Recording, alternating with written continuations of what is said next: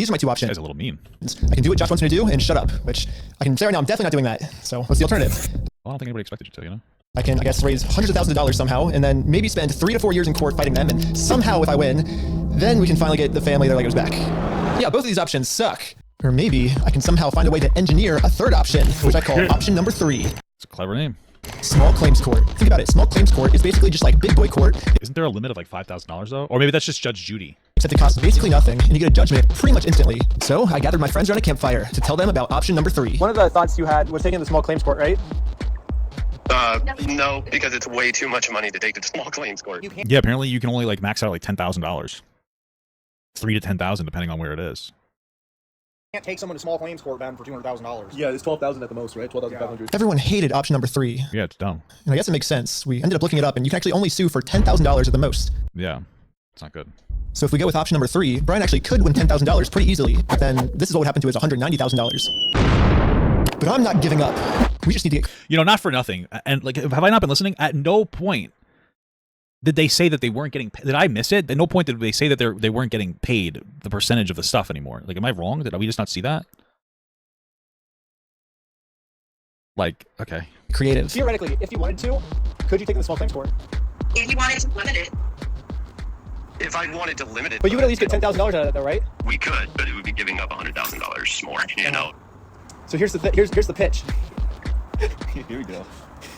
What if we have 10 people? It never said it, but yes, he didn't get paid. Why? They never paid it. Why do you guys keep saying that? Where are you getting that from? Like, how do we know that they're not paying them every time they sell a Lego of his dad's? How do we know that? Sue 10 different times. I just like wonder where you guys are getting that from. You keep saying no, it wasn't made. Like, where do we see that? Like, did you guys watch a different video? What are we seeing that? Like, when they sell a Lego, how do we know for sure that they're not getting paid? I'm just curious. Like, I feel like that would have been one of the first things I would have said in the video. Maybe I missed it, but I don't know. For $10,000, and we get $100,000. No. Well, why not? The reason that this will never work is because of a legal term called claim splitting. Yeah, so it turns out my idea is called claim split. I don't know why Ben didn't include this in the video Brian sent a friend of his to buy it back. Lego, he didn't get the 65% illegal. Oh, well, how come you... Yeah, you guys said that they had a guy go in there. I don't know. It seems weird. There's something strange going on here. There's like a little bit of information that's like being left out, and I don't understand why. Okay. This other guy explains it? Okay. Splitting, which is when a civil plaintiff splits one lawsuit into 2 or more lawsuits, and that is illegal. Yes, if 10 different people sue and win money for one crime, then that is illegal. But we have already established that if one person sues for this crime, it is a very easy win. So what if this exact scenario just so happens to happen 10 different times? Think about it. If 10 different people get their Lego stolen by bricks and minifigs, all 10 people can individually sue, and it turns out that that is actually not considered claim splitting. So basically, if I can find 10 different victims of bricks and minifigs, my plan will work. Yeah, but they would be for 10 different things, so that this guy still would take a big loss, no? How does this help? And maybe I don't have to find 10 victims. Maybe I can create them. Starting with myself. First, I signed up for a credit card, and then used that credit card to walk into the bank and take out a $10,000 loan. I then used this $10,000 to buy a few Lego sets from Brian. Specifically, these Lego sets, and according to the legal paperwork, they're still Brian's to sell to me. But just in case Bricks and Minifigs tries to argue that for some reason this wasn't a legal sale, I hired a public notary to officially approve the purchase. It's official. We have a public notary approving it. Notary public. We have a notary public approving it. Now I own these Lego sets now, right? Once I stamp it, it's all yours. Okay, so they're having the guy who originally owned the things do this? Is that what the claim is here? Okay. This is sorry, this is stupid. Does this even make sense? Because we still haven't even seen the contract. Are they even allowed to sell them? I don't know if this is actually reasonable. I don't know if this guy's actually helping that much. I don't know. But okay. But just in case Bricks and Minifigs tries I to guess you got to make it entertaining. argue that for some reason this wasn't a legal sale, It may not be a legal sale. Again, the contract might say that they have some kind of ownership, and you still haven't established that they aren't getting a split of the money. So I'm not understanding. Like, we still, at no point has this guy established that Brian is not getting a sale of any, or a percentage of any of the Legos that they're selling. I don't know why, like, how come we're not seeing that? I hired a public notary to officially approve the purchase. It's official. We have a public notary approving it. Notary public. We have a notary Well, public. they're not saying that the sale is valid or not. They're just saying that the sale happened in front of them. Doesn't necessarily do anything. Public approving it. Now I own these He Lego has what? sets now, right? Once I stamp it, it's all yours. Here we go. Pleasure. Congratulations. It looks How do you keep saying this? You guys just, where does he say that they're not paying anything? Where do you guys have that? I'm just confused. Where is that? like I legally now have $10,000 worth of inventory inside this Bricks and Minifigs store. So I wrote a very stern demand letter to Bricks and Minifigs demanding that they give me all of my $10,000 of Legos back, and they never got back to me. So I'm going to sue them in small claims court, completely separate of Brian. Now that there's 2 crimes committed against 2 completely separate victims, this is They put it on their Patreon? Why? Why would they put that on their Patreon? I think, oh, well, sure. not considered claim splitting. So this is when I The found legal masses video? Okay, maybe it's in there then. if the plan works this well for me, The store is saying that they don't even have the Brian's Legos. Why would you think you'd be getting paid from them? Because that's the tail end of the video, and you're just like not listening to the fucking video is why. What are you talking about? Based on the journey that we're on, like we like, not for nothing, but like nothing productive has been established here. We don't have the actual contract. We have no idea what the actual contract says. We don't know if he is or isn't getting paid. And from a YouTuber perspective, it makes no sense that he wouldn't lead the video with, oh, they're not even getting paid for the sales that are happening. What are you talking about? Like, you know what I mean? Like from a creator perspective, if I want an absolute slam dunk, I would have like led with like, oh, we're seeing that they're selling things, but they're not giving them the money when they're supposed to be giving them the money. That's what? it should also work this well for all my friends. So I signed up for a ton of more credit cards, took out a bunch of more money, and each of my friends bought $10,000 How do I have this thing if I can't do anything with it? worth of Brian's Lego sets. $10,000 for you. Here you go. What the fuck? Thank you. You felt the need to buy. This is when we realized there's actually a big problem with our plan because we're now all $10,000 in debt, and if we don't pay the banks back soon, the interest is going to destroy us. Dude, what's the problem? We're $10,000 in debt. Well, how do we solve this, dude? What do we do? We just ask our friends if they have, like, Yeah, I guess Ben really is being reckless, huh? money to, like, loan us. Tommy, I'm in a lot of debt, and I just wanted to know if you have $10,000 to loan me. No. What? Dang. Well, let's work this right. Michael, do you have $10,000 to loan me? I literally do not. That's $10,000. But this is when we remembered that our friend Brian just made about $100,000 from all the Lego sets he just sold us. I bet he has extra money he could lend us. So we gave Brian a call. So we're in a really weird pickle right now. I just need $10,000, that's all. I'll give it back. This is weird. I know, it's crazy, but like... I can see about it. Oh, okay. Oh my gosh, sure.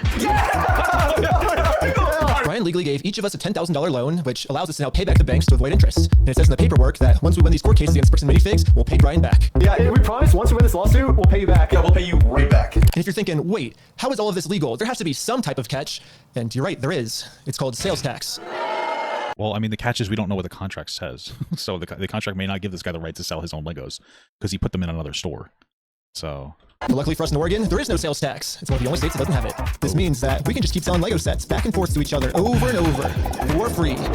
Well, I think everyone's in. Should we start?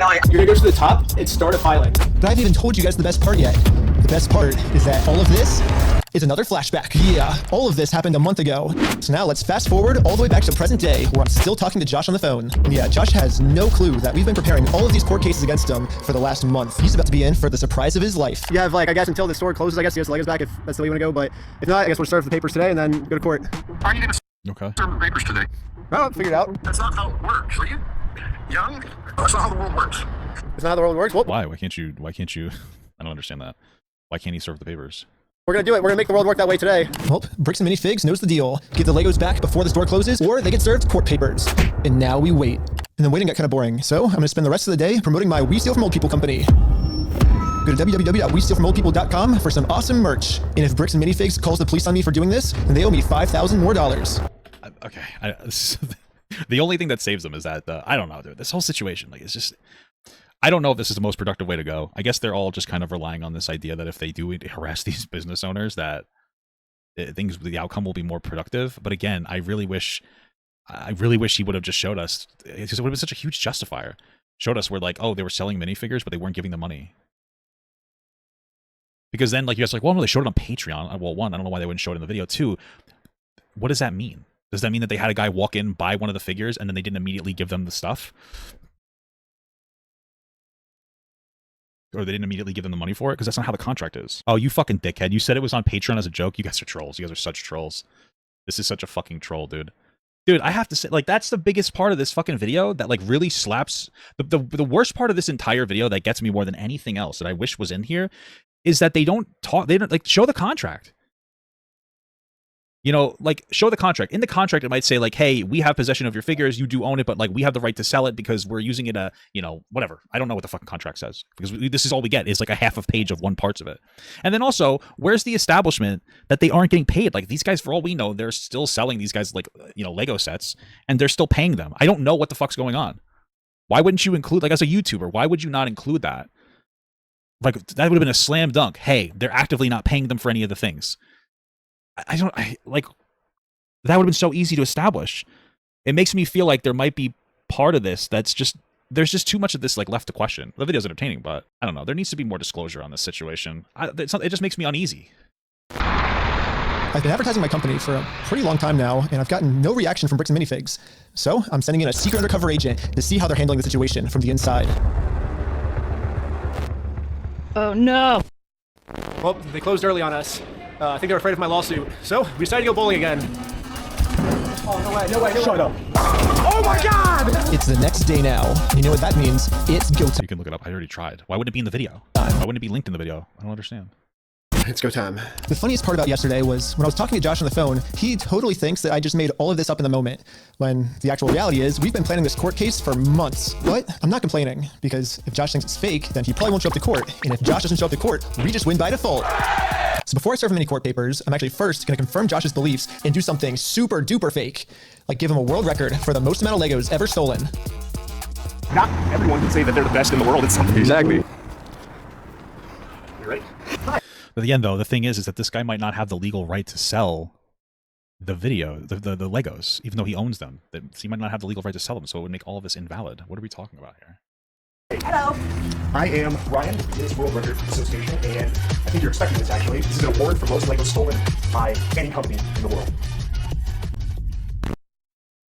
Stolen by a single franchise. Is that what it says? Mm-hmm. I'm definitely not hanging that up. You don't know anything about I have this. no idea of anything about that.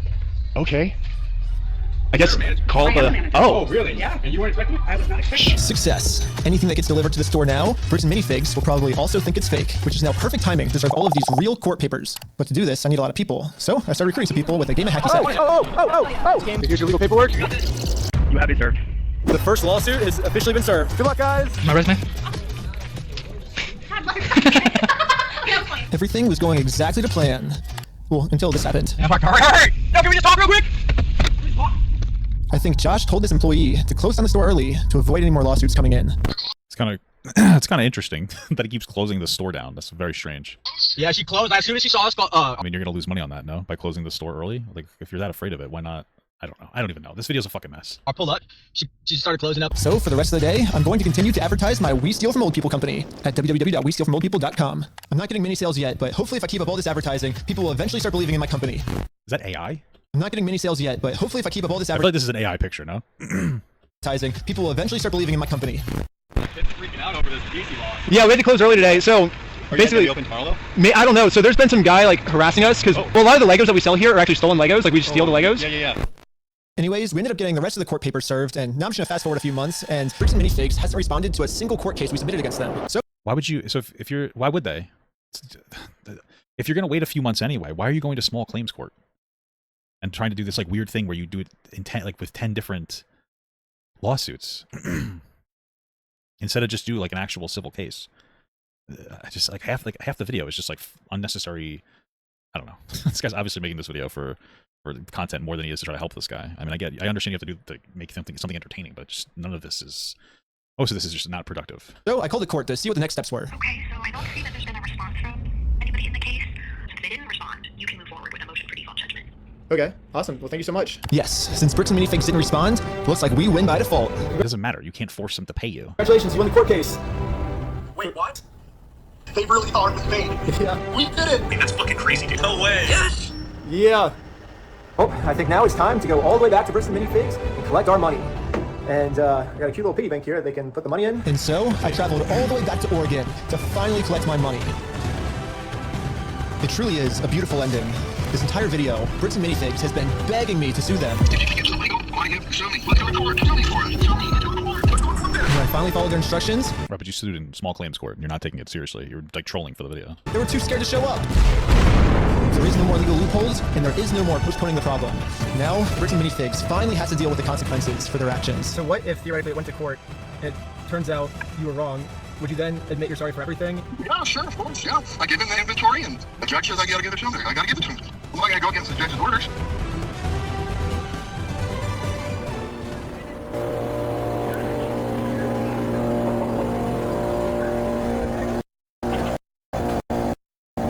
Okay, so I guess they closed the store. Dang it! I couldn't believe it. Literally one day after we filed a motion for default judgment, they permanently closed down the store. Well, it said temporarily closed, no? It just says temporarily closed here, but okay. After we filed a motion for default judgment, they permanently closed down the store. At first, it did feel kind of cool that our plan worked so well, it completely shut them down. But pretty quickly it sunk in that we are not the winners here. The only winners today is Bricks and Minifigs.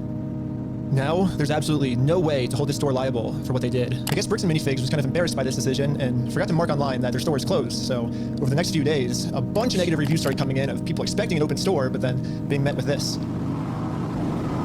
Bricks and Minifigs didn't even notify any of the kids' parents who booked birthday parties here, so when all the kids would show up, they would just have to sit in an empty parking lot for their birthday. If Bricks and Minifigs is too scared to show the world that they're closed, then the only way to let the world know is for me to give them an official closing ceremony. I guess someone driving by happened to take a picture of the sign we put up and posted it on social media. And pretty much immediately, we started going absolutely viral. The entire world has now... Too many people who have never watched Reckless Ben before. What does it have to do with anything? I don't understand. Like, not for nothing, man. I'm not trying to be an asshole. This video very clearly wasn't designed to actually try to help this guy get his shit back. This video was clearly designed for entertainment. And that's nice, but like... you know, any element of this was actually trying to help this guy is a pure virtue signal. They didn't do anything. They continuously made the problem worse and worse and worse. Over and over and over again until they decided to close down. I don't like, this seems fucking preposterous. I understand that the son was desperate, but holy fuck, this was just terrible dog shit. And we still didn't even establish if they were violating the contract. We didn't establish if they were allowed to go in and just pick up their minifigures. If they had an agreement that the guy would still own them, but they were allowed to sell them, and you can't just pick up half their inventory and walk out. We don't have that. We don't have anything that even confirms that they didn't actually pay when they did sell one of his minifigures. We have nothing. We have a sensationalized YouTube video that's like fun and entertaining, but a pretty strong argument can be made that like half of this shit was just like weird harassment that made things worse. I mean, like at a certain point, this video should have been like half the length that it was, and they should have just raised money and taken them to actual court, civil court, not some weird, stupid, small claims court scheme or anything. They should have just tried to get it back, showed the contract, and then tried to do something. But instead, we just don't have anything except for a fucking moron in the chat that keeps saying you can if it belongs to you, because 99% of you guys are so illiterate. I guess you don't understand that the contract would dictate if you are allowed to just go and take something. It doesn't matter if you own it. If you make a co-assignment agreement with a store, that means that they may be able to hold on to that and possess it.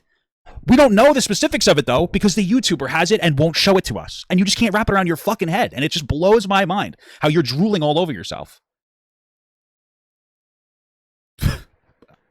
I don't understand. Why wouldn't you show the fucking agreement? I don't understand. I don't understand why you fall for them not showing the agreement.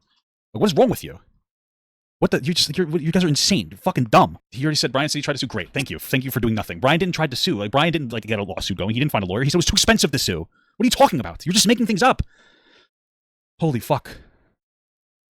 So anyway, hopefully people raise money for Brian to actually have a fucking lawsuit. Jesus Christ.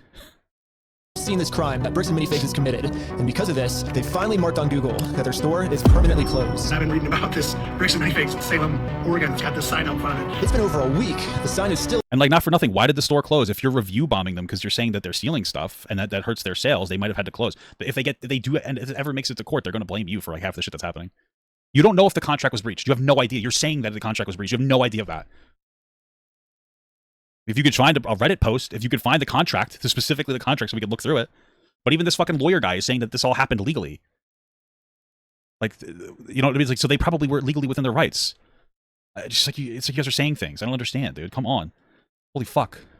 Still up, and people have been traveling from all over just to come and take The lawsuit won't work. I don't know if you're getting it. Why wouldn't the lawsuit work from the start?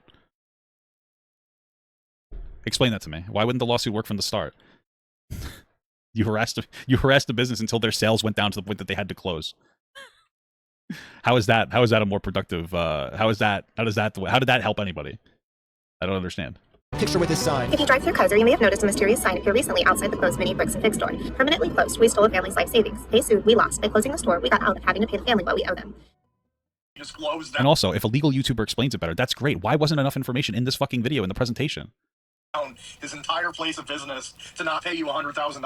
I don't know. Like, we didn't get the Legos back, but I mean, we shut down an entire business. Like, that's almost We didn't get the. We still gotta get the You Lego. do shit. You guys didn't do anything. You didn't help this family at all. You guys arguably made it 10 times worse. Back. Which is why, even though Bricks and Minifigs closed down this store, I am not stopping until we get this entire Star Wars collection back to its rightful owner. I don't know. It's just this video's going on for so long now. Yeah, I bet you wouldn't believe me if I told you that this is still literally just the beginning of this Lego story. And if you want to watch part 2, it's live right now on my Patreon at Reckless Ben. And part 2 gets insane. Because Bricks and Minifigs said that they would drag it out way over what it was worth. Those are words. Cool. Good stuff. Great. Thank you. So you're saying that they couldn't have raised money legally, found a lawyer, figured out if they could do something? Like, I don't understand. You could have raised money in some capacity. I don't understand. Again, and you want to know again, because nobody's fucking listening when I talk, they never established that they weren't paying. At no point did this video establish, like, hey, in the contract, like that they weren't paying. That's the one thing that is so necessary. All of this. Did any of that happen? Why wasn't it established? Yo, people have been buying their stuff. We can tell. And like, we're not getting anything out of it. I don't understand. What did we get anything? Did we get anything there? Were we able to get that? Is that something we could have gotten? Yo, they're not paying. I don't fucking know.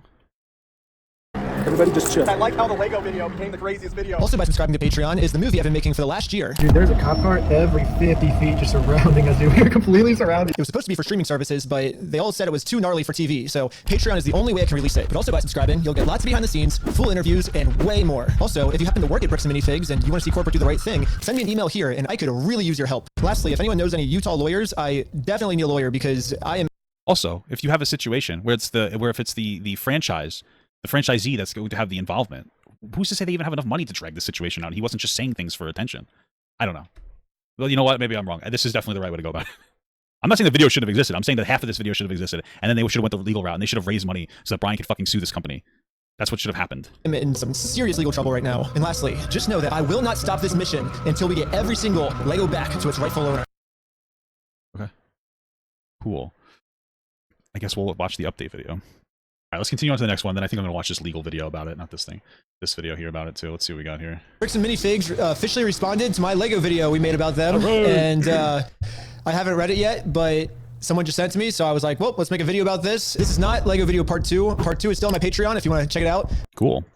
Patreon.com/RecklessBen. This is just our response to Bricks and Minifigs response. Okay, should we pull it up? Actually, wait, before we start the video, we gotta talk about our sponsors. This video is sponsored by We Steal From Old People, and you can visit us at www.westealfromoldpeople.com. Whoa! Actually, at We Steal From Old People's headquarters right now. This is our office, and we've been taking phone calls all day. Give us a call. We would love to steal from old people for you, if you want. Yeah. But we can't take credit for our business model. We're literally just stealing from Bricks and Minifigs. They're the ones that thought of this genius business model, so they get all the credit for this. They posted this on their website. Let's see what they said. Over the past several months, many in our community have seen posts and videos regarding a dispute involving the former Bricks and Minifigs location in Salem, Oregon. We understand the frustration and passion behind these discussions. Do they understand? I don't think they fully understand. Because when I went to ask him about this was his response. What's going on? So you guys are holding some of our Legos? No, we're not. You're not? No. Well, he's not. He literally is right. Legos? No, we're not. No, we're not. You're not? No. Bricks and Minifigs is built on a community of collectors and families who care deeply about fairness, and that is a value we share. Maybe Bricks and Minifigs just shows their care. I was joking about it being on Patreon, but it really was. I think you're trolling me still. What was on Patreon?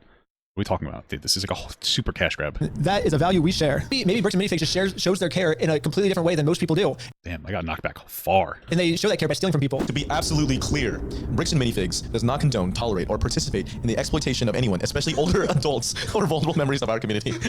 Dude, you guys, I was at like the actual Batman part, and now I got knocked back all the way over here. You see this shit? Holy fuck. I love they just specifically put, especially older adults.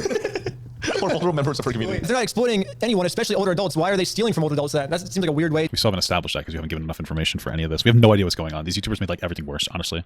At this point, I'm like convinced that they made everything worse. They didn't show the full contract. We have no idea that just because the person owns it doesn't mean that they have the right to sell it. Doesn't mean they have the right to just demand it getting taken back. We didn't establish at all whether or not they were actually paying them like the original owners. If they sold them in their store, we have nothing. We literally have nothing. We just have a YouTuber going in and harassing them. Like, truthfully, none of that exists. Why it should have been in like the first 5 seconds of the video. Like we have literally nothing. It's actually fucking crazy to me.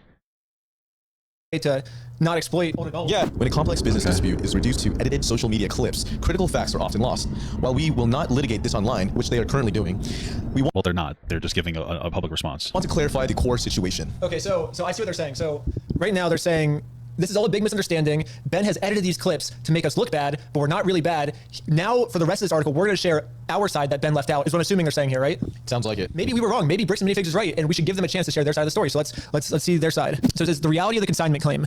Much of the online narrative centers around a private consignment arrangement allegedly made by a former Salem store. It is vital to understand that Bricks and Minifigs Corporate was not a party to this alleged agreement, nor were subsequent franchises who took the ownership of the Salem location after the former owners were removed. So Bricks and Minifigs does have a point here.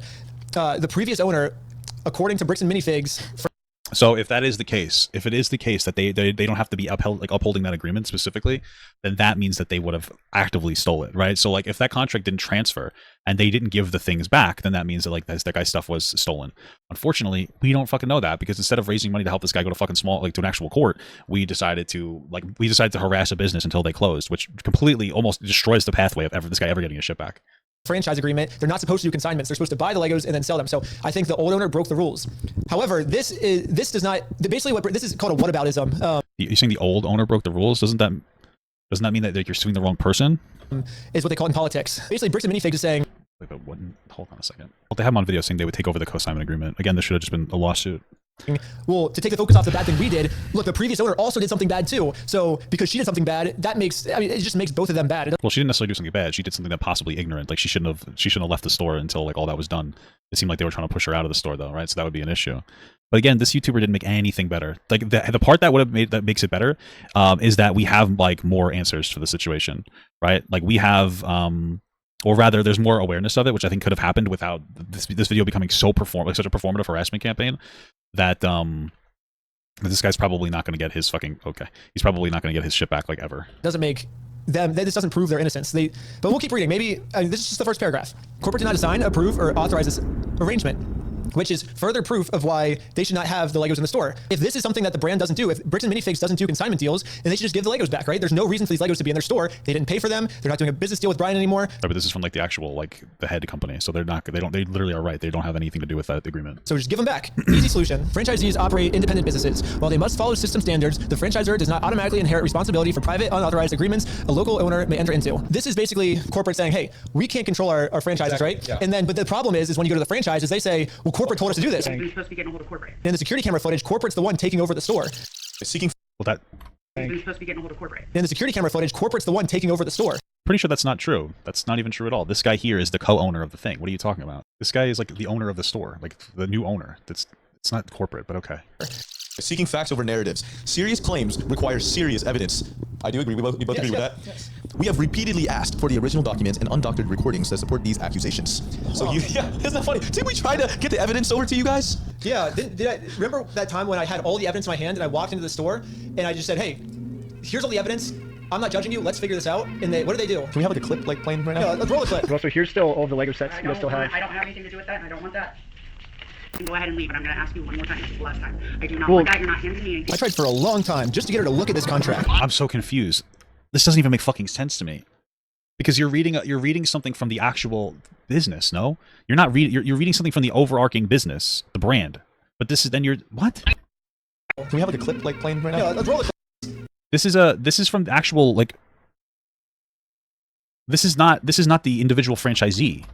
This is the actual company. Yeah, this doesn't make any sense. Like, I don't know if these guys are dumb or dishonest.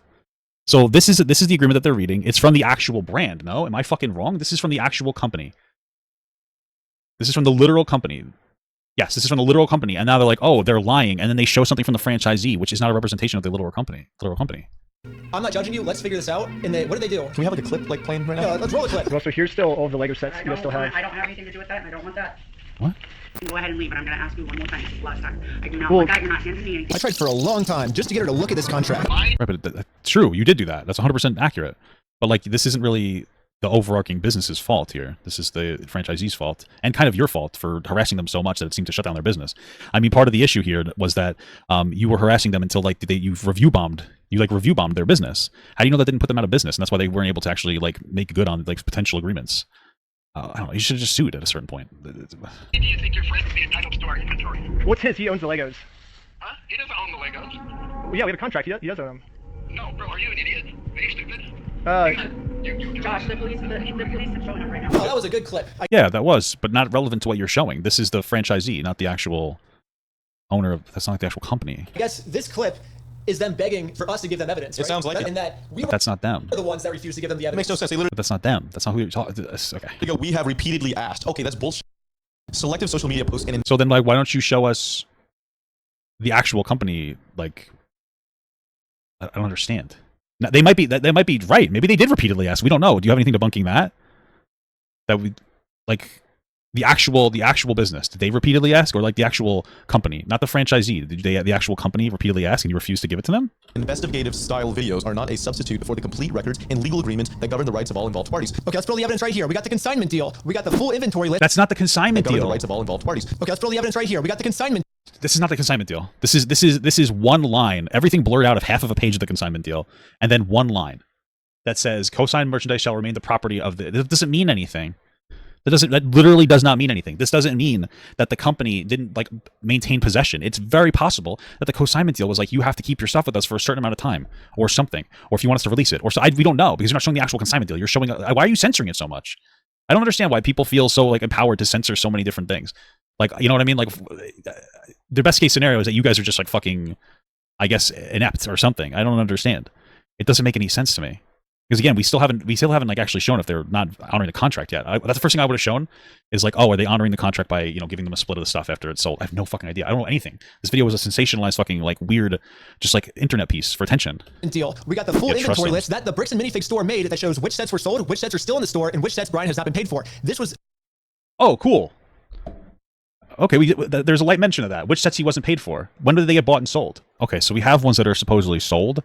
That's good. This one's on. These are on layaway. I don't know what the fuck that means. Do we know when they were sold? How do we know how often they're supposed to pay out? These are real questions.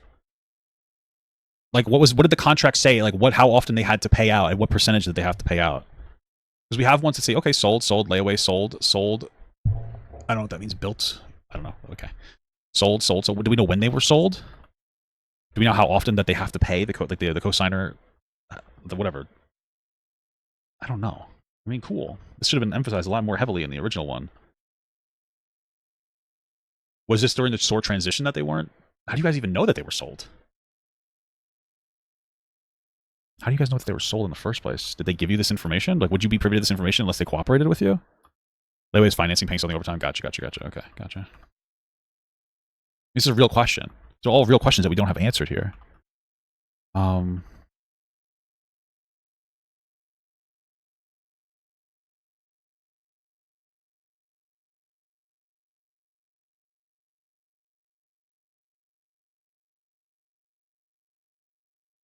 Okay, cool. Is there a date? I wonder if there's like a date on these if we have that information.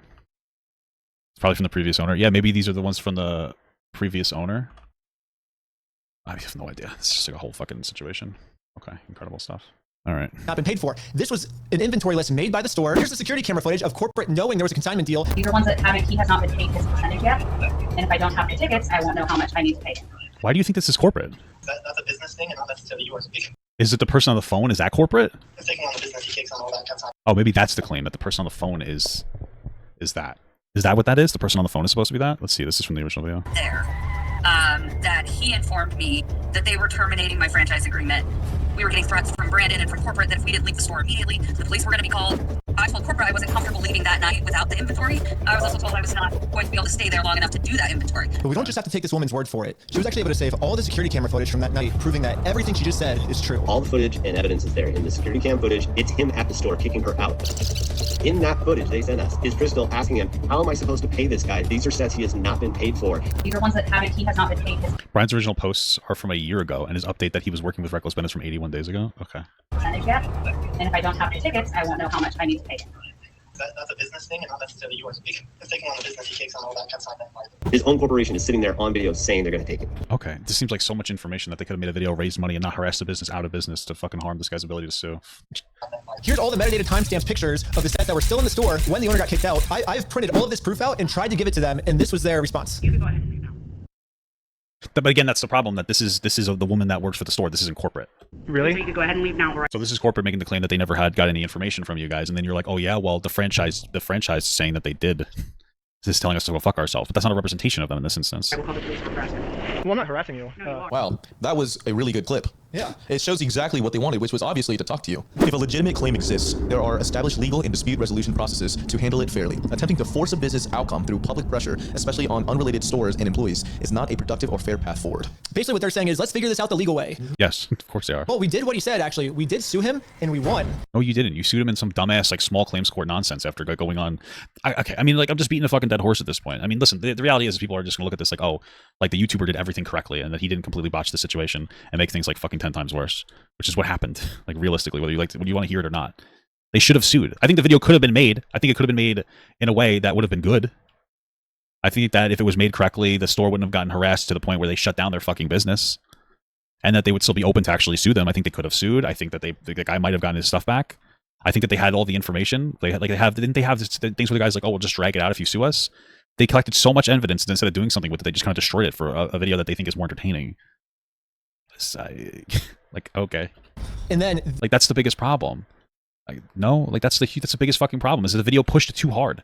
Like, half of what they did was really good, really productive. They could have helped this guy get his shit back, but they pushed it to sensationalize it and make it more entertaining. They decided to get the guy to be review bombed, and they ended up closing, and this guy's probably never getting his shit back. I'm not trying to be a dickhead. It's unfortunate, but that's what ends up happening. It's just unfortunate. I don't know. They didn't like the legal way. Bricks and Minifigs was the one who didn't want to do it the legal way. Do you know why? Why is that? Because this is what happened when we won. This isn't a real lawsuit. It was some kind of weird sham lawsuit. It was stupid. This is small claims court. This wasn't actually a civil court. This is ridiculous.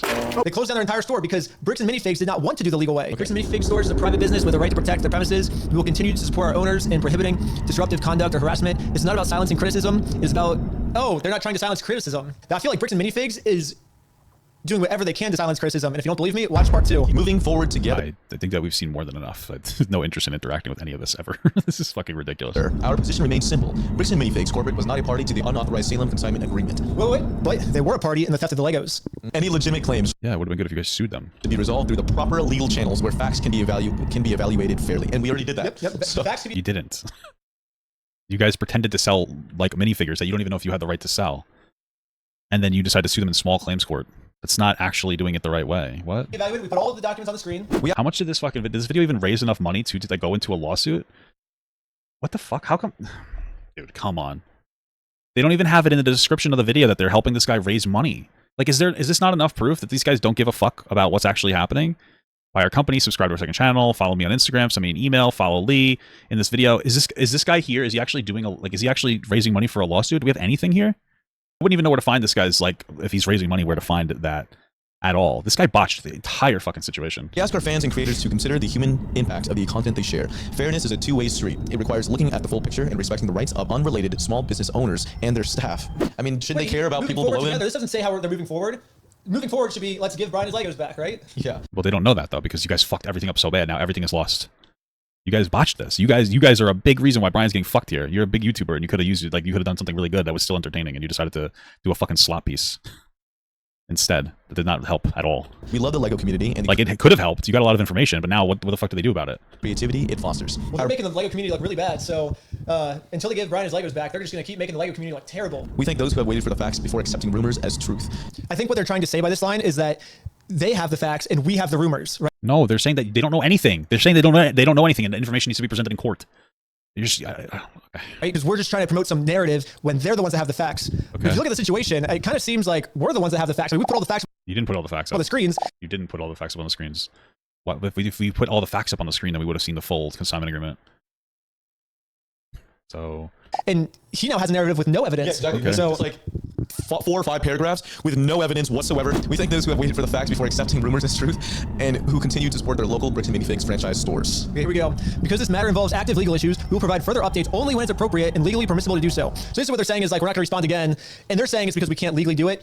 There's legal issues. They're not saying that they can't. They're just saying that they don't feel the need to. Like, why else would they make a response? They're making a PR response.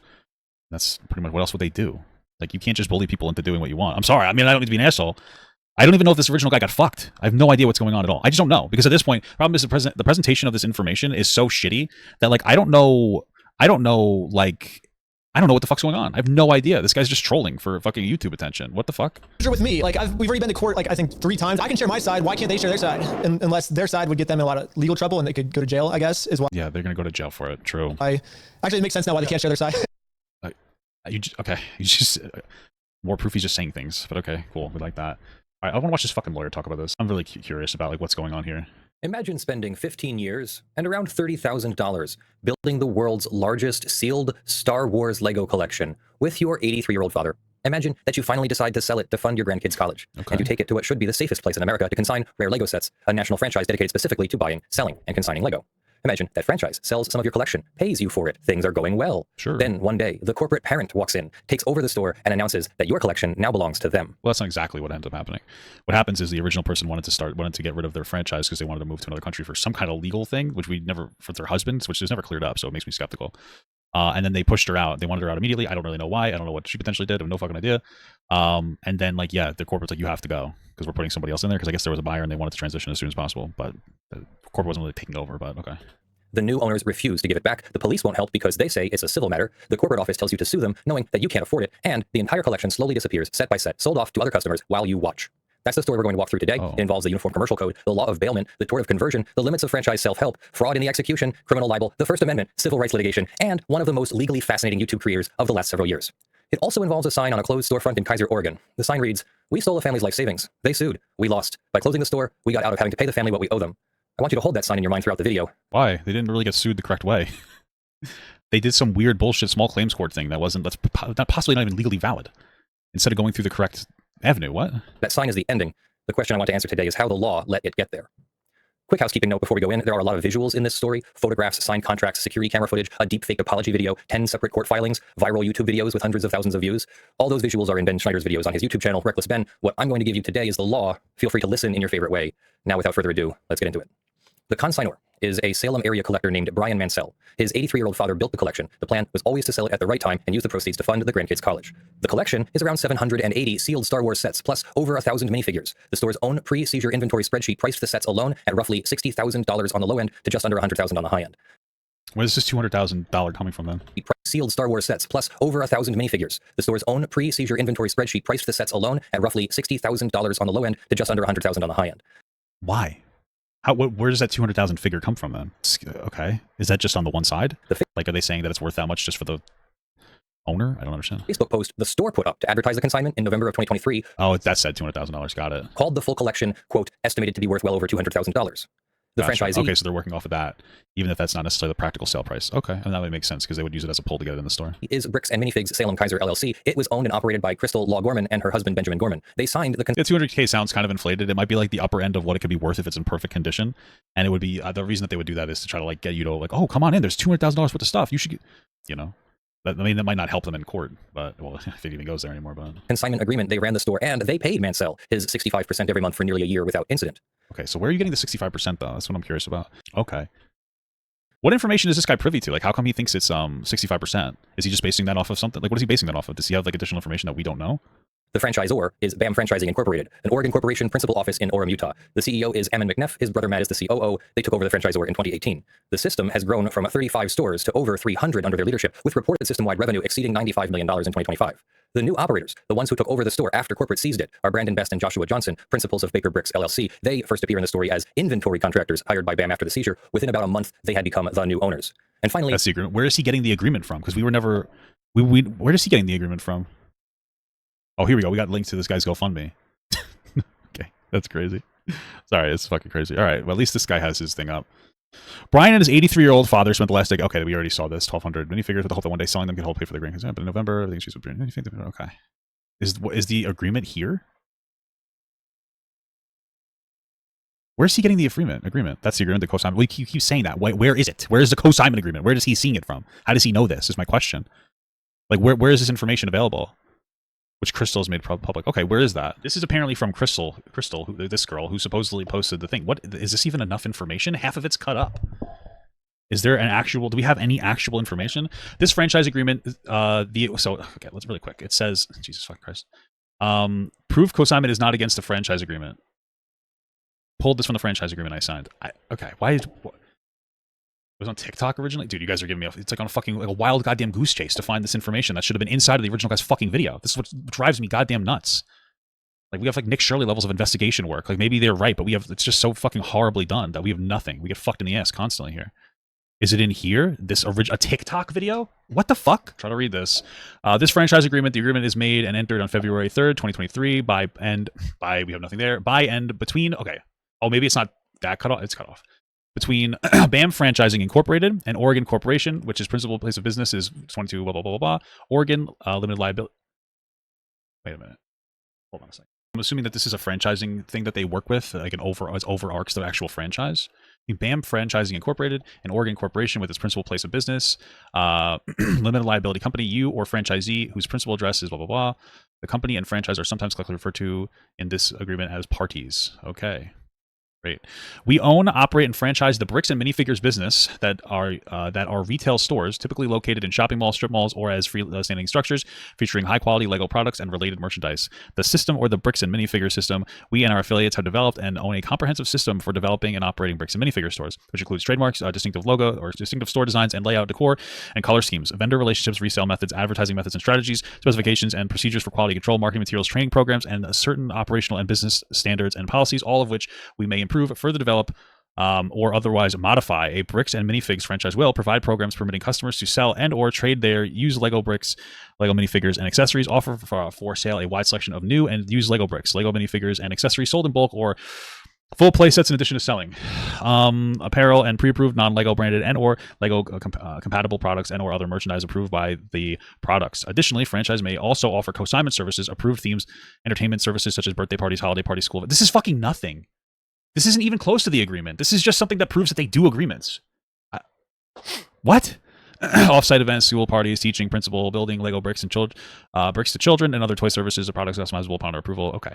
Blah, blah, blah, blah, blah, blah, blah. Your acknowledgement. You read and acknowledge the franchise disclosure document. All agreement relating to these documents. You acknowledge that you have ample time and opportunity to consult advisors of your own choosing about the potential benefits and risks of entering into this agreement. You have conducted an independent investigation of the business contemplated by the agreement and recognize that the Lego resale industry is highly competitive. You recognize that the nature of the bricks and minifig stores may change over time.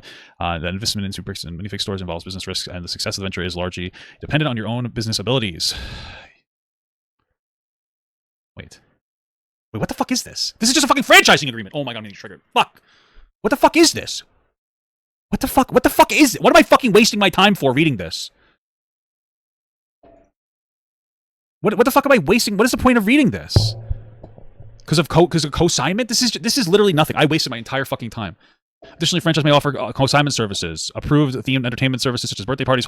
That's it? This is why you did it? Additionally, franchise may offer consignment services? This doesn't mean anything. Holy fuck. This is so fucking stupid. This means absolutely nothing to anybody. This is a worthless fucking idiot moron document. And the reason why this is a worthless fucking document from this stupid fucking moronic bitch is because it doesn't say anything. Just because they offer consignment services doesn't mean that this fucking idiot went about this the correct way and worked with the company to do the consignment service.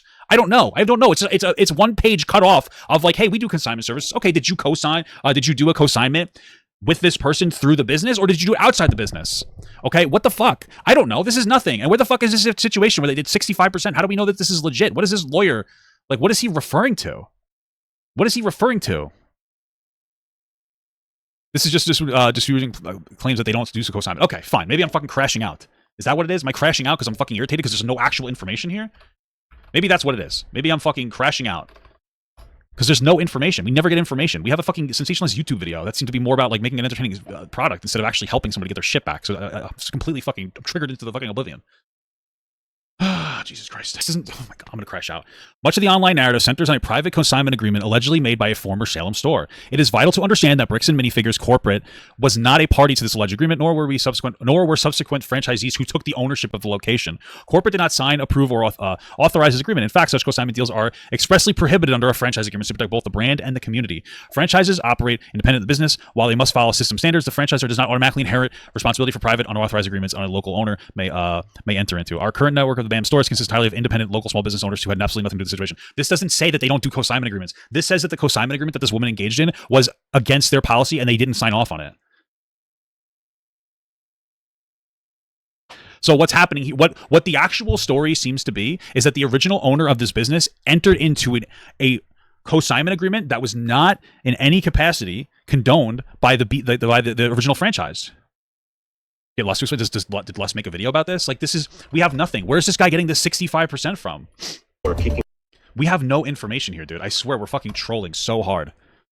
We're getting trolled so fucking hard right now. There's nothing here. Where is he getting this information from? Give receivers, dude, get my fucking ass. Get a poop in my butt. Why are we assuming that there's a co-assignment agreement? Last couple of days, thanks to a YouTube video. I think by that this Princess woman's the Ben. villain. If you haven't seen it yet, go check it out. It fills in a lot of blanks that I'm not going to be able to get to in this short video. There's also a couple of TikTok videos from creators on here. I will tag them below so you can check out those videos as well. First, I want to say I appreciate the support from everybody. Across the board, it's been almost completely fantastic. And It's crazy because she seems to be the primary predator here. Predator might be a little much, but I appreciate that so much. So over a year ago, why doesn't corporate give it back to them if it wasn't a valid transaction? I have no idea. I don't think it's like they have nothing to do with this agreement. Like, I don't know what they would do. Bricks and Minifigs franchise store was illegally seized by corporate. This was a store that I had poured my entire life savings into, that I had built and created something that I absolutely loved, a customer base that I could welcome into a warm and fun and inclusive environment. This was my life. This was everything to me. I was not compensated for anything in the store. I was removed under threat of police action from the store at night with no notice whatsoever. And included in all that inventory was a very large Star Wars collection. That Dude, there's something going on with her. There's a problem going on with her. I think that she's the bad guy. Because, like, why were you removed under police threat? What was going on? Why were you removed? There's something going on here, because even in her actual video, she says something, or in the first video, she says something along the lines that, like, her husband had a problem. What's going on here? Bring in extra shells and fill the whole party room with shells. But the owner of the franchise, this woman, well, her husband had actually leave the country due to some work-related reasons. my husband and I were planning on moving out of the country. I reached out to corporate to let them know, hey, this is something that's coming up. There's something wrong with her. Ultimately, there's something wrong with her. There's something wrong with the way that she's operating this. My biggest fucking conspiracy this whole video is that, like, she did something really fucked up that ruined this entire situation. That's what it seems to be. Something doesn't smell right with her. Oh, we were trying to leave the country. Then in here, she's telling us that the fucking police came to the store and tried to get her out. What did she do wrong? Did the husband steal something? And all that inventory was a very large Star Wars collection that we had under consignment. My husband and I have been fighting for over a year with corporate to get them to come to the table to settle with us so that we could be compensated for what we lost and Brian could be compensated for what he lost. They have thus far shown no indication to act in good faith whatsoever. They are employing every stalling tactic they can think of. We have filed a lawsuit against them. I'm going to try to link a Google Drive of that lawsuit so you can read it if you were interested. Yeah, what do you got? A tactic they can think of. We have filed a lawsuit against them. I'm going to try to link a Google Drive of that lawsuit. Oh, okay. Is this the Google Drive document? Wait, what is this a lawsuit? I don't care about your fucking lawsuit. What is this? Be compensated for what we lost, and Brian can be compensated for what he lost. They have thus far shown no indication to act in good faith whatsoever. They are employing every stalling tactic they can think of. We have filed a lawsuit against them. I'm going to try to link a Google Drive of that lawsuit so you can read it if you were interested. Why the fuck would I be interested in reading your fucking lawsuit and not the co-assignment agreement? Oh, dude, I just don't understand why the co-assignment agreement is a fucking ghost. This doesn't make any sense. Holy fuck. Nothing in here says co-assignment agreement, so this is a lawsuit. I don't care about that. Lawyers are expensive. This is a lawsuit against, like, the BAM, bricks and minifigures. This isn't like the co-assignment agreement. Over $30,000 in fees thus far, and that's just to get to the point where we can file a lawsuit. I've created a GoFundMe, and there's a video pinned in my profile with that information. Even if you can't donate, just sharing it and getting the word out means so much to me. We appreciate it more than I can say.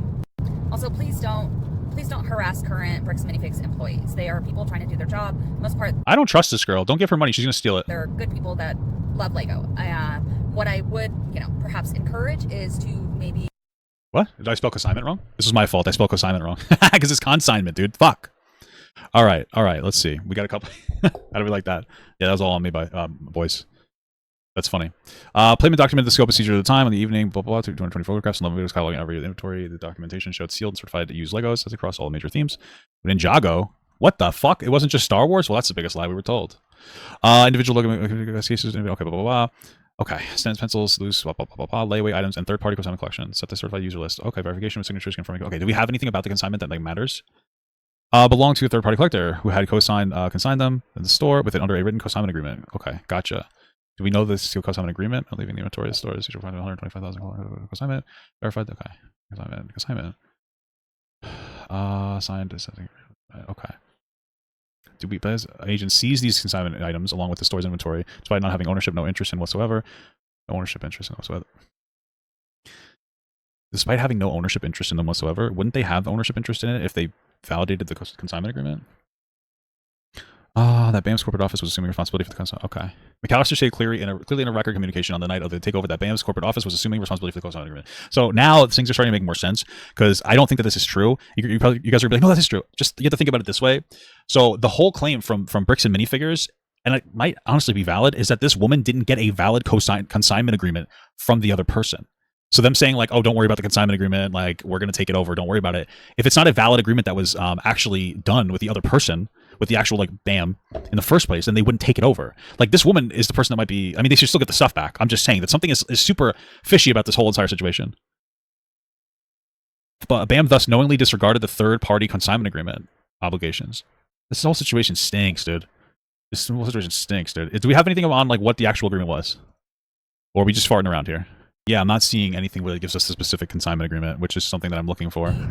Lean on corporate to act in good faith, come to the table, make this right, compensate myself, compensate Brian, try to redeem some shred of decency and integrity within the LEGO community before it is irrevocably too late. Thank you everybody for your support. I appreciate it so much. I will continue to update as I can within the bounds of our lawsuit. Okay. I still don't understand what this guy is getting. This like 65% thing. I really have no idea. I don't think that this guy actually has a valid consignment. I don't think he's referencing anything meaningful. I don't think this guy's referencing an actual consignment agreement that was shown. He's just making numbers up. Where did he get it from? Brandon Best and Joshua Johnson, principals of Baker Bricks LLC, they first appear in the story as inventory contractors hired by BAM after the seizure. Within about a month, they had become the new owners. And finally, Ben Schneider. Schneider runs the YouTube channel Reckless Ben. He has a background in stunt and provocation journalism. He's the guy who in May of 2024 walked a tightrope between two abandoned buildings in downtown Los Angeles 40 stories up. He showed up to this LEGO dispute because the Mansell family reached out to him. He drove 16 hours from Los Angeles to Kaiser with a small crew, and he proceeded to generate more public pressure on Bricks and Minifigs in 72 hours than 18 months of institutional legal process had produced. Let me start. I think this is just a Glaze video. With consignment law, because I suspect most of you, if I asked, would tell me that consignment is when you let a store sell your stuff and you keep ownership until it sells. The store is just a babysitter. If the store goes under, your stuff comes home. That intuition is only partly right. It's also partly a trap. Under Article 9 of the Uniform Commercial Code, specifically Section 9102A20, a consignment of goods worth over $1,000 to a merchant is functionally treated as a secured transaction, which means if you don't file a UCC-1 financing statement with the Secretary of State, a $20 piece of paper, your goods can be treated as the merchant's inventory and reached by the merchant's creditors. I'll say that again because it sounds wrong. You can consign property to a store. You can have a signed contract saying you still own it. The store can fail and get sold, and without that $20 filing, your property can legally end up belonging to the store's creditors and not to you. That'd be pretty fucked. I would imagine that they did this co-sign agreement without a lawyer. So is that where they're going to get fucked on this technicality on the situation because the business went under? Is that how this is going to work out? Did Mansell file a UCC-1? Almost certainly not. Is he doomed? Not quite. Here's where it gets interesting. Article 9 has an exception called the merchant exception at Section 9102A 20A3. It says the consignor escapes Article 9 if the merchant is, quote, generally known by its creditors to be substantially engaged in selling the goods of others. Bricks and Minifigs publicly operates a buy-sell-trade-resale model. The Kaiser store specifically advertised Mansell's consigned collection on its public Facebook page. Customers came in knowing the store sold other people's Lego. The store's own creditors had to have known that's the merchant exception. But here's the practitioner's lesson for anyone watching who might consign anything valuable to anyone ever. File the damned UCC-1. It costs $20. It takes 10 minutes. It puts you on the record, and it removes the risk. The merchant exception is a defense you can win, but the burden's on you, and the courts have called that burden difficult to satisfy. Don't rely on a defense when $20 in 10 minutes gives you a clean win. Well, I doubt that they even knew about this whole situation, because, again, I think that the real bad guy is the original owner. 9 is one half of the doctrinal picture. The other half is bailment and conversion. A bailment is what happens when you give your property to someone for a specific purpose. Title stays with you. The consignee never owns the property, they just hold it. And the bailment relationship runs with the property, regardless of who possesses it later. If someone else takes possession from the consignee, that somebody else is also a bailee with duties to the bailor. Which means BAM franchising, when it walked into the Kaiser store and took the inventory, stepped into the consignee's shoes. BAM became a bailee of Mansell's property. It doesn't. But into the Kaiser store and took the inventory, stepped into the consignee's shoes. Maybe. The only thing I'm having trouble with here is it sounds like that the consignment wasn't done in a valid capacity. I have no fucking idea. I mean, I really wish that, like, you know, this situation was just handled better. I mean, like, obviously by the main people who did it, but also by the fucking YouTuber who decided to, like, try to put the store out of business instead of actually try to help the people. BAM became a bailee of Mansell's property. It doesn't matter that BAM didn't sign the consignment agreement. Possession of bailed property carries duties that run with the property itself. This connects to the oldest principle in property law. Nemo dat quod non habet. No one gives what he does not have. The Romans figured this out, and we have not improved on it. The franchisee never owned Mansell's collection, so the franchisee could not, by any contract with BAM, convey title to it. BAM's whole defense, that the franchise agreement allowed it to take, quote, all the assets of the franchisee on termination, runs aground on this principle. The franchise agreement could not transfer what the franchisee never possessed. When BAM took the inventory anyway, and when Baker Bricks continued to sell identifiable Mansell sets after Mansell sent a termination letter putting them on actual notice, that became conversion. Conversion is the intentional exercise of dominion over the personal property of another in the way that interferes with the owner's right of control. What matters about conversion is that it's strict liability. Good faith or intent is not a defense. Reliance on a contract you signed with someone else is not a defense. Mistake of fact is not a defense. If you took it and it wasn't yours, you are liable for the value of it. Where was BAM's outside counsel in November of 2024? Because the doctrinal error at the heart of this case, the franchisor's belief that a termination clause could convey title to third-party property in the franchisee's possession, is the kind of error a competent franchise lawyer would have flagged in about 90 seconds. Either BAM didn't have one in the loop, or it did, and it didn't listen. Either possibility... Maybe. That's totally possible. Or again, this might not have been like a valid... Well, I mean, it still would probably... I mean, imagine it would legally hold up, right? But I mean, they may have not been... The franchisee may not have been in on the loop, right? The franchisee, or are they the franchisor? The original guys may not have been on the loop, so they would need to catch up on everything, which is probably why they were insisting on a lawsuit, because they didn't understand what the fuck was going on. Okay. It tells you something significant about the corporate culture that produced this dispute, and it explains why the chain of bad decisions kept compounding after the original error. The original sin in this case was not the seizure. The original sin was deciding to do the seizure without competent franchise counsel running the play. The seizure.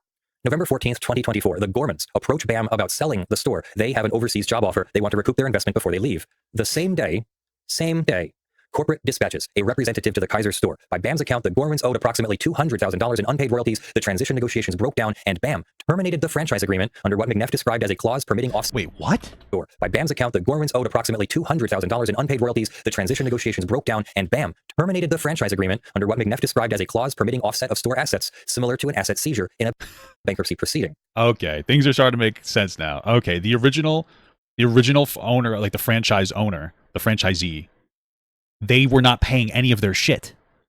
They weren't paying any of their franchise costs. That's why she got pushed out so quickly. Oh my God. By the Gormans' own account, they had approached corporate about selling, not closing. And BAM's response was a same-day forced removal, no notice, no inventory, and a single box of personal belongings. That same evening, That kind of makes sense. If they're not paying any of their shit, why would they, they're going to kick them out the same day. Says she informed the BAM representative on site, who was on speakerphone with the corporate director of operations, Key McAllister, that there was an active consignment in the store, that Mansell had not been fully paid, and that the property remaining in the store was not the store's to sell. According to Law Gorman, McAllister responded that the new operator would be, quote, taking over the consignment as well. This is a critical factual claim. McNeff has refused to address it on the record, citing pending litigation. McAllister has not responded to media requests at all. The Gormans say the store's security camera footage captured this exchange and that it has been provided to Kaiser Police. Now, here is another interesting question worth pausing on. BAM Corporate has, since this dispute went public, taken the position that it had no knowledge of any consignment whatsoever, that consignment is expressly prohibited by its franchise agreements, and that the entire arrangement was unauthorized. When did they say consignment was prohibited? Where do you see that? Where did we see that they said that consignment was prohibited? Am I crazy? If we're referencing the public statement, that's not what was actually said. So what the fuck are we referencing? Are we referencing a YouTube video? What is he talking about? When did they ever said that they don't do consignment agreements? What? BAM Corporate has, since this dispute went public, taken the position that it had no knowledge of any consignment whatsoever, that consignment is expressly prohibited by its franchise agreements, and that the entire...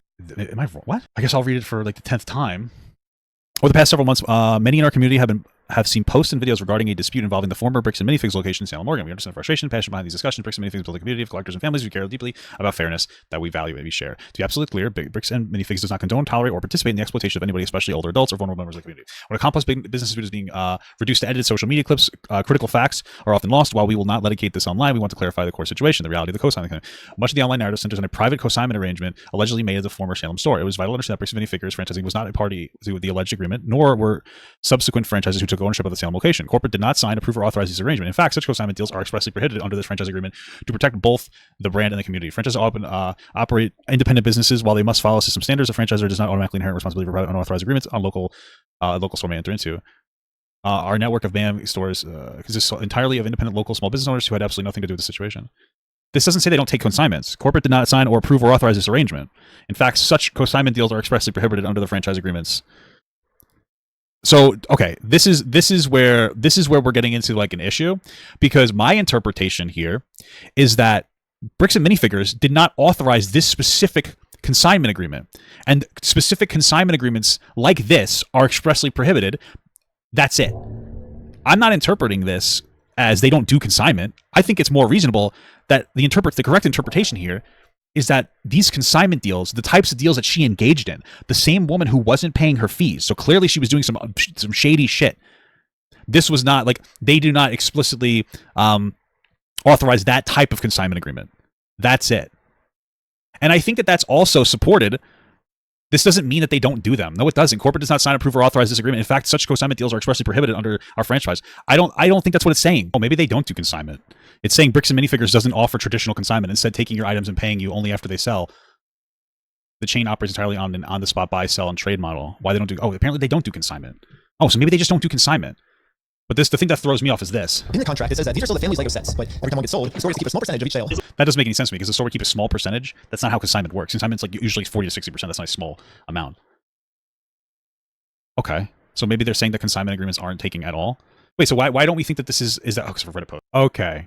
Wait, now this has like more questions here. Okay, fuck, Jesus Christ. This entire situation is confusing because from what I'm looking into, apparently Bricks and Minifigures has never allowed consignment agreements. But then in this contract that this Crystal person is showing, it says additionally, franchise may also offer consignment services.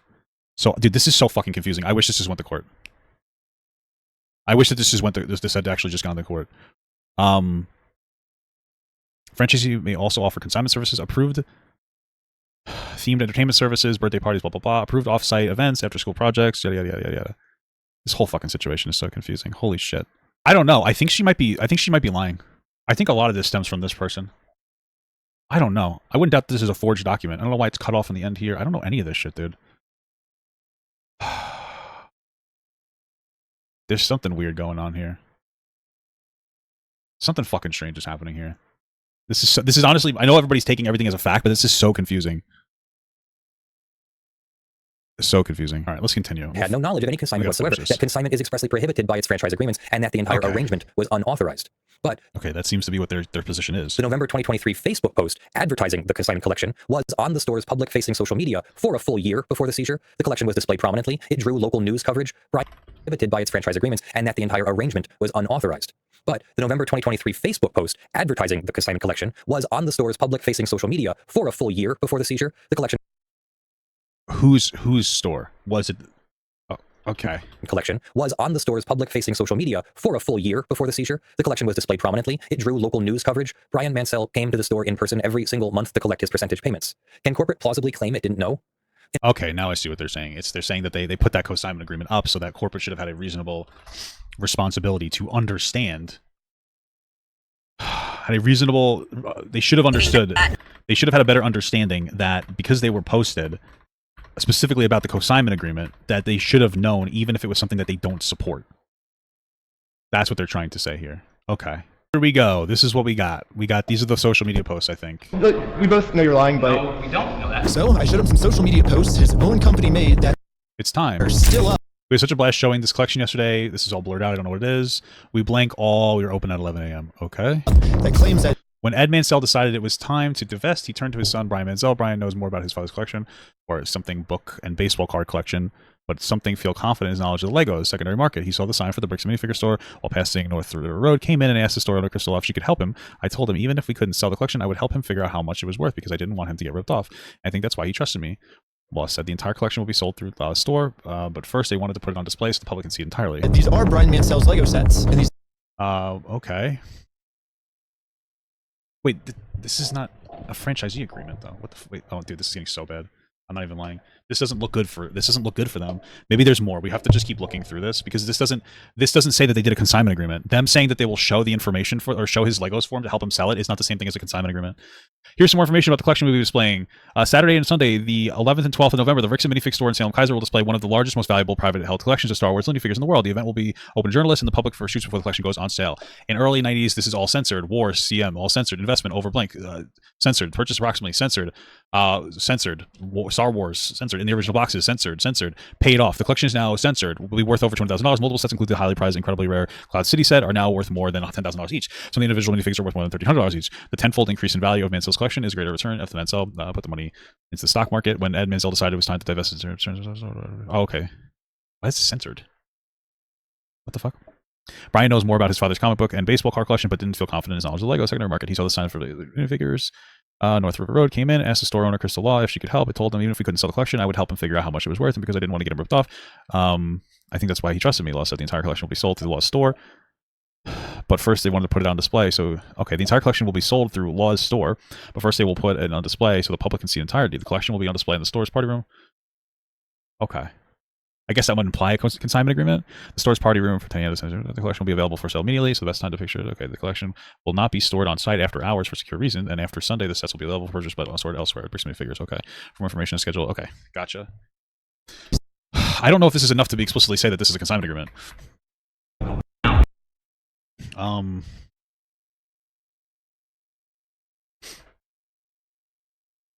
Guess it's 1614. He keeps telling things up on me and says I'm harassing him. The manager is really trying to protect the store owner from getting in trouble. All right, is there any more? I don't think there's anything else here. Instagram to see if it follows anyone. Everything got fully scrubbed. Okay, so I don't know. I mean, listen, I don't know if that would be reasonably enough for you to say like, oh, they knew it was a consignment agreement. But I mean, you could definitely argue it in court. I think you could do that for sure. Okay, but that doesn't explicitly say it's a consignment agreement. It kind of references it, I guess, by saying they're going to sell it in the store. But the situation is actually fucking insane. Okay. In a franchise system, the franchisor has visit rights, audit rights, advertising approval rights. The Bricks and Minifigs franchise disclosure document expressly lists consignment services as an optional service a franchisee may offer, quote, subject to our standards, specifications, and approval, if we so require. That's not a prohibition. That's an approval regime. How do we know that? Expressly lists audit rights, advertising approval rights. The Bricks and Minifigs franchise disclosure document expressly lists consignment services as an optional service a franchisee may offer, quote. Okay, gotcha. Actually, rewatching this, because like, there's so much fucking information that's confusing me. This here. If they're going to say they're taking on a consignment, if that's somebody that's like representing like the actual franchise, like the place, bam, and that means that they're acknowledging that they do consignment services. And this is their 2022 franchise disclosure document.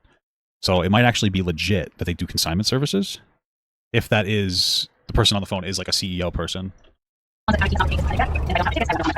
This whole situation is so fucking confusing. This is actually fucking crazy. There's a lot of layers here. Okay. Expressly lists consignment services as an optional service a franchisee may offer, quote, subject to our standards, specifications, and approval, if we so require. That's not a prohibition. That's an approval regime. And if corporate's approval regime didn't catch a year-long publicly advertised in-store displayed $200,000 consignment, then either corporate's oversight is so broken that the franchisee independence defense doesn't work, or corporate knew and is now claiming it didn't. Maybe. They may not have known about this one. I don't know. Take your pick. Both answers hurt them. 8 days after the seizure, November 22nd, 2024, exactly 1 year to the day after the original consignment agreement, Mansell sent a formal termination letter to the new operators. He cited 2 breaches: failure to remit the November installment and refusal to allow him to inspect the remaining inventory. He demanded return of all unsold property within 10 days. Okay. Him to inspect the remaining inventory. He demanded return of all November installment and refusal to allow him to inspect the new operators. He cited 2 breaches: failure to remit the November installment and refusal to allow him to inspect the remaining inventory. He demanded return of all unsold property within 10 days. This letter is the doctrinal pivot of the entire case, including a criminal case if that ever happens. Because from November 22nd forward, anyone at the store selling identifiable Mansell sets did so with actual knowledge that those sets belonged to Mansell. Pre-letter, you can argue mistake, good faith, confusion. Post-letter, you cannot. Post-letter, you are knowingly selling property that does not belong to you, and in Oregon, that's aggravated theft in the first degree under Oregon Statute 164.057. It's a Class B felony, up to 10 years in prison. Okay, that makes sense. I still don't know where he got the original consignment agreement from. Mansell then sent a buyer to the store. The buyer successfully purchased one of his identifiable consigned sets. That single transaction, if a Marion County prosecutor wants to charge it, is the cleanest theft case I have seen in a Okay, so the guy himself sent somebody there. Okay, they didn't do it on the video. Got it. Okay. dispute of this size. The seller knew. The buyer is a witness. Did we find that out in the actual video? Set is documented. The notice is in writing. This is a fact pattern prosecutors dream about, sitting on a county district attorney's desk in a small town, small enough that the press has been writing about it for months. Whether the DA charges is a different question, but the case is still sitting there. Enter Reckless Ben.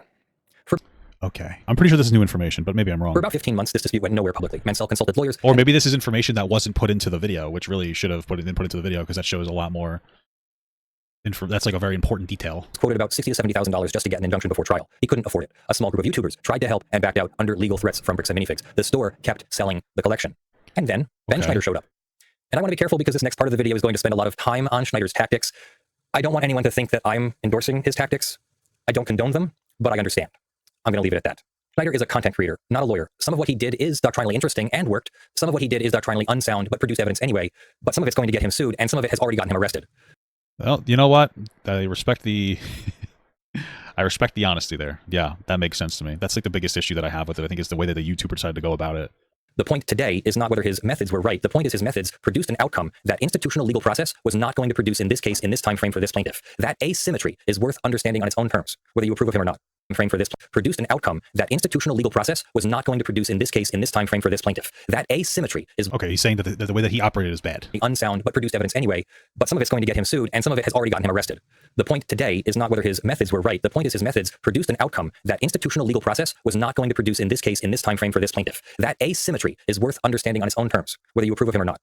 Schneider drove 16 hours from Los Angeles with a small crew and a pair of spy camera glasses. He confronted the store manager. He drove to BAM corporate headquarters in Utah and confronted the CEO in person. He recorded everything, and then he ran 5 legal maneuvers in sequence, 4 of which I want to walk you through because they're doctrinally rich enough to teach you something on their own. Schneider's first maneuver, the lottery scheme. His theory was that he could convert this civil dispute into a criminal matter by raffling off one of Mansell's still consigned sets and forcing Bricks and Minifig to either release the prize or commit the criminal offense of theft from a lottery.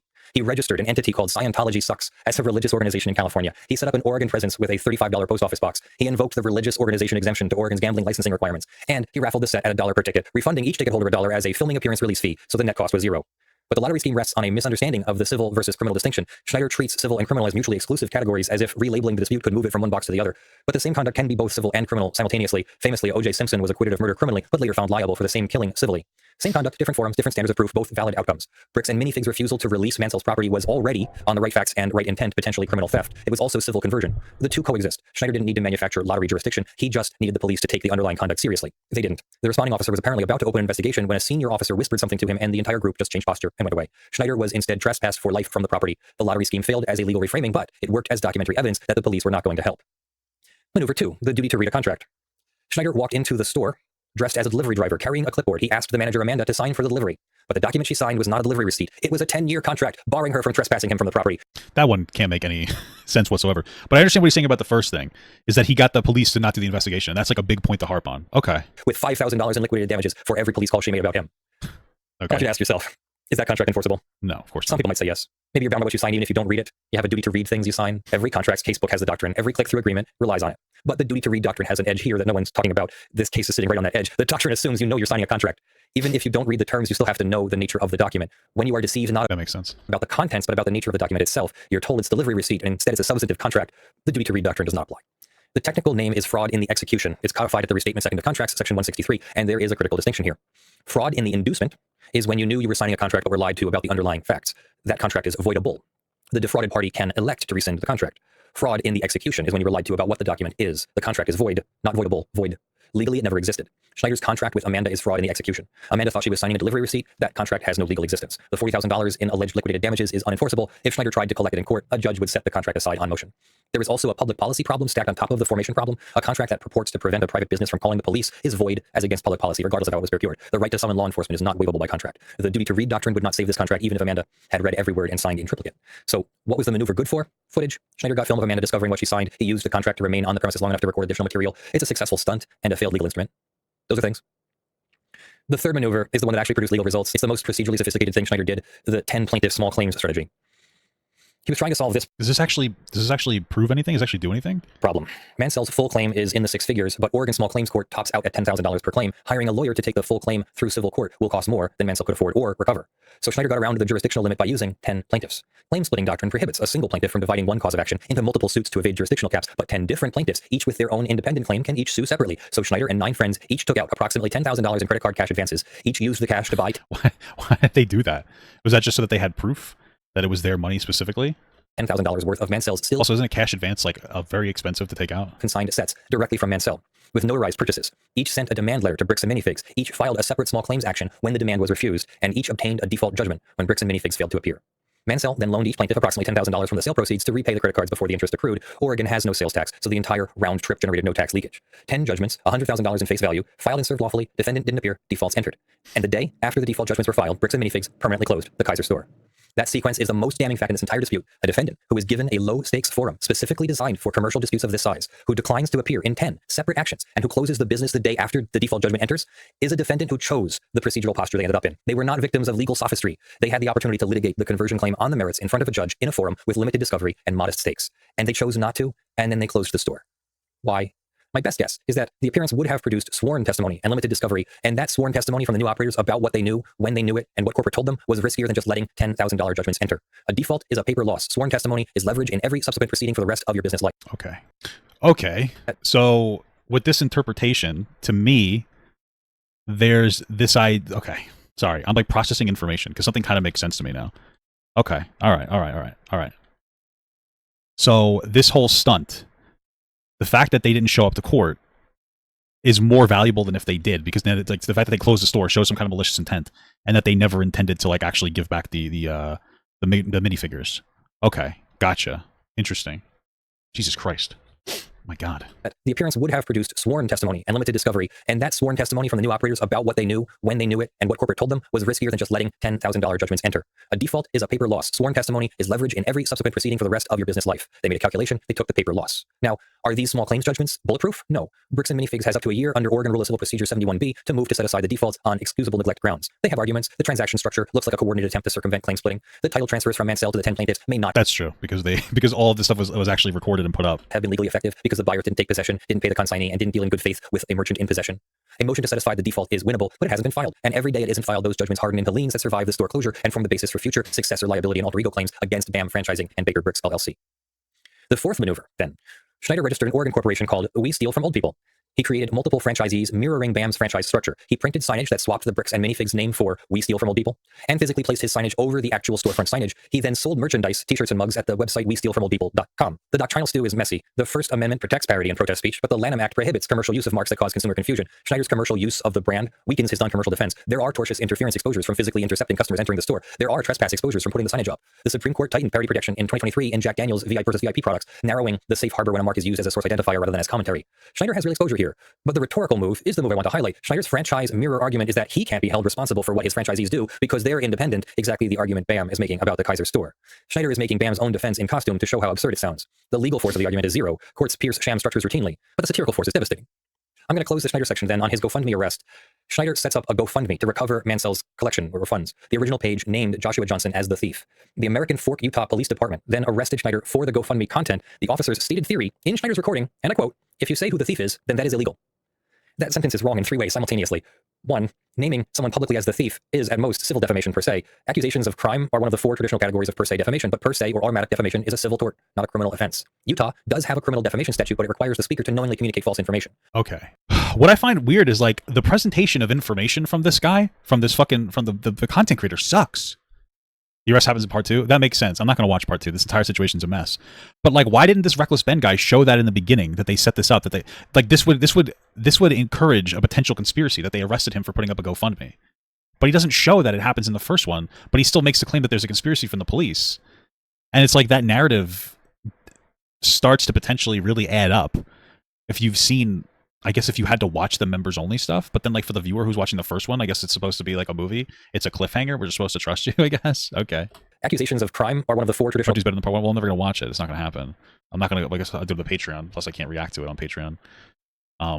And I have no intention of really engaging with this anymore after this. Categories of per se defamation, but per se or automatic defamation is a civil tort, not a criminal offense. Utah does have a criminal defamation statute, but it requires the speaker to knowingly communicate false information. The Utah Supreme Court struck down. He wants money for part 2. No, well, dude, he could still release the part 2. In fact, it would have been better if he did. No? Like, not release it. Like, in fact, if he just mentioned it in the first one, like, oh, we got arrested in the second one for doing XYZ. No?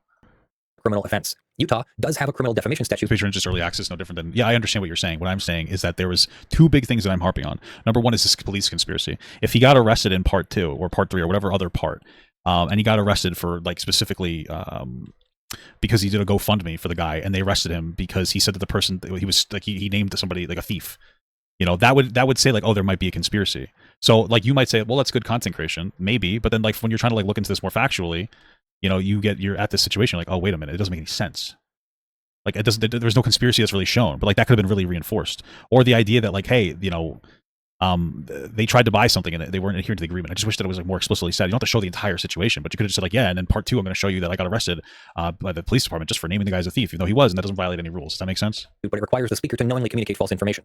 The Utah Supreme Court struck down a predecessor version of the statute in IML versus State on overbreadth grounds, and the current version was rewritten to incorporate the actual malice standard from the Supreme Court's 1964 decision in Garrison v. Louisiana. Schneider has documentary evidence of the consignment dispute, the seizure, the termination letter, and continued sales, and a stack of default judgments. His statements about Johnson are not knowing falsehoods. They are contested factual assertions in an active dispute. The actual malice requirement is constitutionally insurmountable on these facts.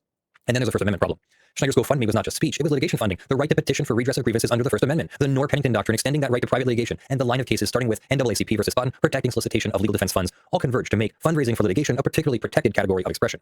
Arresting someone for publicly identifying a civil defendant in a fundraising solicitation is the kind of conduct that triggers federal Section 1983 attention from civil rights litigators, and the American Fork Police Department handed Schneider that claim by making the arrest. But here's a detail worth noting. If you go to his GoFundMe page right now, the language has been edited. The page no longer names Johnson individually. It attributes claims to Mansell with, according to Brian, hedging. It refers to Bricks and Minifigs Corporate as an institutional actor. The financial ask is now framed as legal cost funding.